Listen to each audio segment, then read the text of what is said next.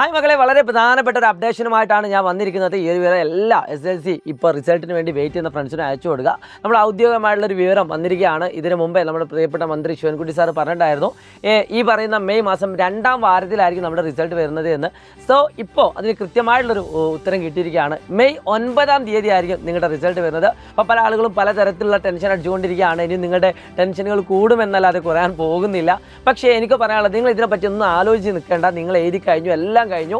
ഇനി നിങ്ങൾക്ക് അതിൻ്റെ റിസൾട്ട് അറിഞ്ഞാൽ മാത്രം മതി. അപ്പം സ്വാഭാവികമായുള്ള ടെൻഷൻ ആവാം, അതിൽ കൂടുതലാവരുത്. ഇനി എന്തെങ്കിലുമൊക്കെ ഉണ്ടെങ്കിൽ പോലും നിങ്ങൾ ഒരു കാരണവശാലും അത് മനസ്സിൽ തന്നെ കൊണ്ട് നടന്നുകൊണ്ട് മറ്റുള്ളവരോട് പറയാതിരിക്കരുത്. അങ്ങനത്തെ ബുദ്ധിമുട്ടിലേക്കൊന്നും എത്തരുത് കേട്ടോ. സോ എല്ലാ ഫ്രണ്ട്സിനും അയച്ചു കൊടുക്കുക. SLC റിസൾട്ട് എന്ന് പറയുന്നത് സിമ്പിളായിട്ടുള്ളൊരു കാര്യമാണ്. സോ നിങ്ങൾ ഇതിനേക്കൊക്കെ കൂടുതൽ മാർക്കുകൾ നിങ്ങൾക്ക് കിട്ടും. നിങ്ങൾ ഒരിക്കലും ടെൻഷൻ ആവേണ്ട ആവശ്യമില്ല.